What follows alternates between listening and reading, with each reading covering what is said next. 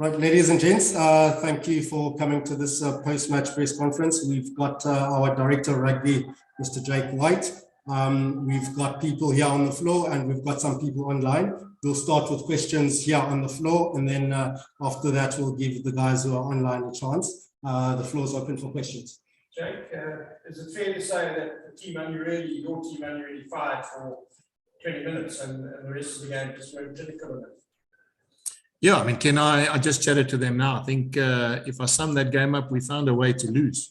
That we didn't, we looked like a team that, didn't show enough composure, and we've been very good at that since I've been here. When we sort of had that fight back and got the lead, we almost, gave away some stupid penalty and let them back in the game. So that's the disappointing thing. I think the disappointing thing is that we found a way to lose that game, as opposed to like we usually have, is found a way to win games like that.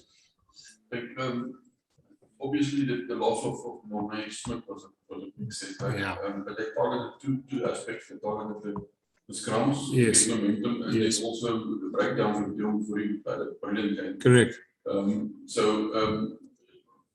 Didn't you see this coming, and how big was the loss? Specifically the breakdowns. Yeah. And how big a loss was for Morné Smith? Yeah, I mean, Morné Smith. Yeah, so that's exactly it. I mean, you don't foresee that you're going to lose your prop in the first carry of the game, and then a guy like Jacques has to play, 78 minutes against Kitsy, who was one of the best in the world. So, yeah, I mean, that's not no one's fault. I mean, Kitsy's, we all know how good Kitsy is against most international props. I mean, he can dominate. So it wasn't ideal. And on the breakdown, we always know that Dion, he's very good on the ground. But we thought, we still scored 4 tries and we still had opportunities to get around them. We just, as I said, don't want to take anything away from the fact that we lost the game, but we knocked the ball on 1 meter from the try line there. We gave a penalty away in that corner when we were on their try line as well. So when we had our chances, as I said, at halftime, they had 2 entries into our 22 and they scored 2 tries. So, yeah, I mean, it's not the ideal thing, but we'll get it right. We'll get it right. It's not, as I said, it's the first time I've lost at Loftus. And it's not great, but we'll get up on Monday and we'll make sure we get it right. Speaking of where you said you summed up the 20 minutes, basically lost the game. Is it safe to say also, turning it a little bit around, that you actually wait for this 1-2 local Loftus wins, and then you can turn around your yeah, well, I was hoping. We haven't had crowds, and we got crowds today, and I was hoping that would be the catalyst. I mean, they were incredible, making such a noise, and when we got on top there, you could hear them. So I was hoping that when the crowds come back, we'll find another level, and that's what I suppose disappointing as well, because we probably didn't do them justice, And the other thing is our change rooms being rebuilt, so we have to use the away change room, and away change rooms don't usually win, so we'll go back to our normal change room. Jake, in terms of your play management, your URC team, your Currie Cup team, you've noticed some senior players, Wildstream, for want of a better word, the Currie Cup team with great success. What is your approach going forward? Well, to win the Currie Cup, because we're going to say it's one of our prestigious competitions, which it is, and we've won it twice. Not many teams get to win it 3 times in a row, so we're going to go hard to win the Currie Cup. But at the same time, it doesn't mean we diminishing the URC. We've got the squad, and I think what's important for the people to understand is our job is to develop this team over the next couple of years. It's not just about Saturday. Sure, it's tough to lose, but for me as director and for me as a coach looking at this group of players, we want to grow this team in the next couple of years. And if they can get exposure to URC and Currie Cup, and they get exposure to play amongst each other, Marcel could see it playing with a Ludwig and a hooker like Bismarck scrumming with some Piwe and Sebastian Lombard. I mean, that's part of the development process that we're looking at. So, yeah, I really don't want to underestimate or devalue any competition. I think for us, it's about growing this squad of players. I mean, Ulrich Lowe, I'll talk about him often, but he's young. He's a young guy, His body hasn't even filled out. So in a couple of years' time, him and Ruan and Janku Swanepoel and Morné Smith and those players, Grobbies, when their bodies fill out, they become a little bit more mature, and then we'll have, then hopefully we'll have the perfect team. So, yeah, I mean, that's basically it. Summing up, Currie Cup is very important to us. And I'd like it to always be like that. I think as an old school traditionalist, we must never, ever make the Currie Cup just a watered down competition. There's too much history and too many players who've given up a lot to win that trophy, and we've got to make sure that we keep it like that, especially if we can at the Bulls. Like you spoke about the decision making on the field. Yeah. Have you decided on a captain for the Currie Cup and for?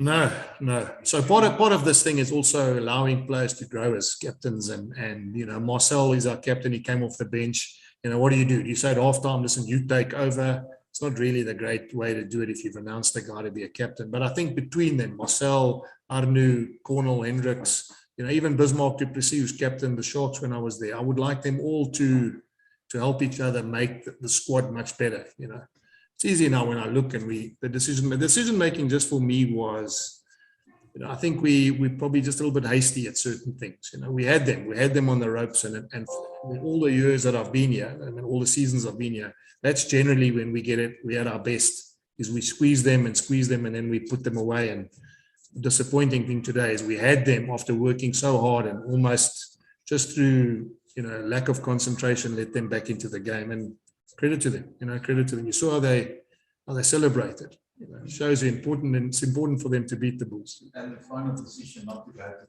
the field. Yeah, well, if we'd scored there, Bismarck was down the touchline. If we'd scored there, that's the margins you talk about. If Mornay missed the conversion, if he kicks it over and we get that penalty, we would have gone for poles and we would have made the game almost closed. So. Yeah, I trust them. Many times we kicked in the corner and we scored and we've won the game, and sometimes they're going to get it right, sometimes they're not. And that's, again, part of this development that we've got to get together as a group. Two more from the floor, and then we go to the guys online. Like you said, up until the last minute was anybody's game. Yes. So if you look past the loss, are you satisfied? You must be satisfied that for the way your bench changed this game, and especially for the future, to know you've got that kind of players on the bench. Yeah. If you just analyze that game, after 40 minutes, because the Hooter had gone, we were 18-0 down. For a team to come back from 18-0 down to 26, points from them, you've got to have something. You've got to have some fighting spirit, And we'll, as I said, it's not nice. If we had won that game, there would obviously be a lot more emotion to the fact that what we did was right, but we didn't. So we'll have to get it right, and we'll find a way to learn from that. It's not ideal, but as I said, I'm very proud of the fact that from 40 minutes to the 80th minute, we won 26-12. And not many teams that are going to go down to the Stormers 18 points and then lose 30-26. Last one from the floor. Is it a question of Manoj having a little bit of jitters right in the beginning? What happened with the first and after time, and then Manoj made up for his errors later on? Yeah, I must say the only thing that, and I said, we got to look at is the space we gave them behind. They scored 2 tries from grubbering through, which means, obviously the communication of that back three. Had we played, it's no one's fault, but if we played Kirkley there, people would have said he's out of position. So. Yeah, it's something we'll have to have a look at. Simon, it's not ideal. Twice, it was quite easy for them just to get through and score that try. I'm sure teams will see that and try and expose that. But yeah, it's we'll get, as I said, those are sort of things that back three will have to start talking about and working out and finding a way in which we can get it right. Because at this level, when you make those 2 mistakes, it's 14 points.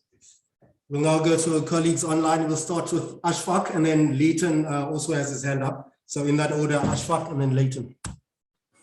Hi, good evening, Jake. Coming back from 18-0 down and taking the lead, you mentioned perhaps it was almost like you lost the game there. Early on, that first penalty wasn't kicked to poles, was taken to touch, and the errors came through with the handling. Do you think perhaps the guys got caught up a bit in trying to sort of match the Stormers in whatever way they were playing, instead of just sticking to what you wanted to do?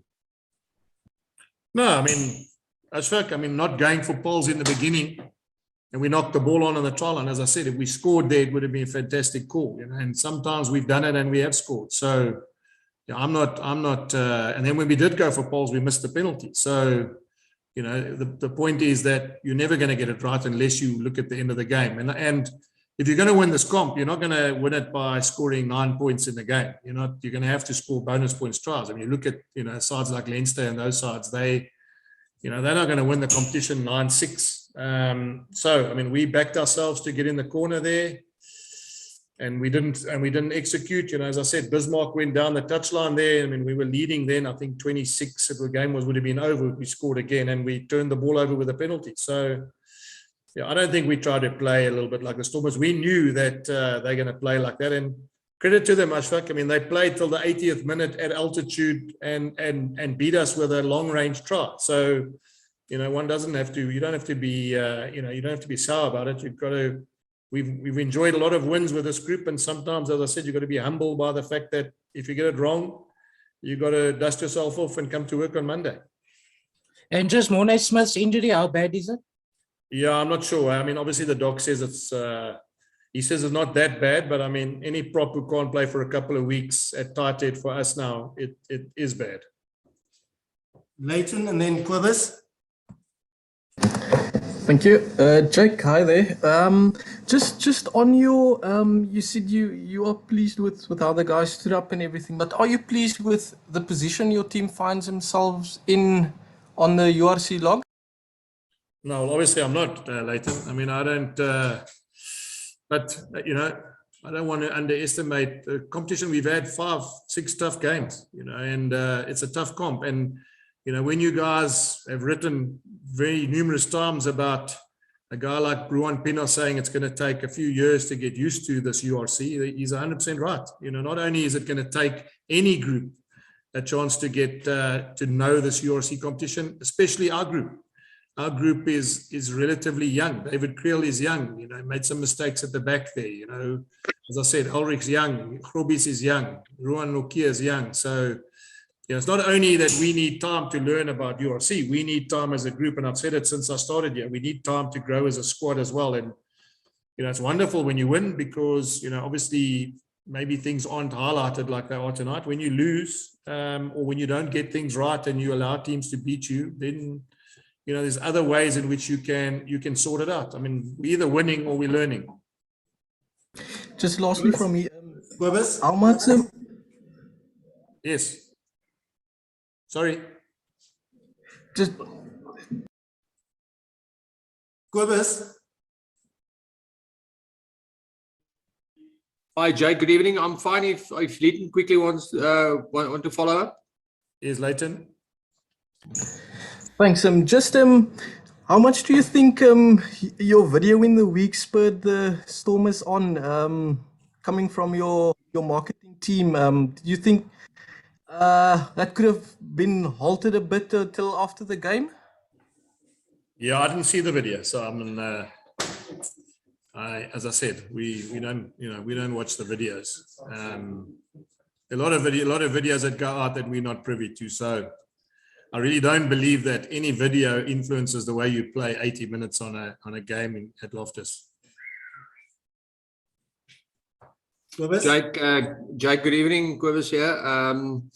Are you a bit sad that unbeaten record's gone now, or was that something that was bound to happen at some stage?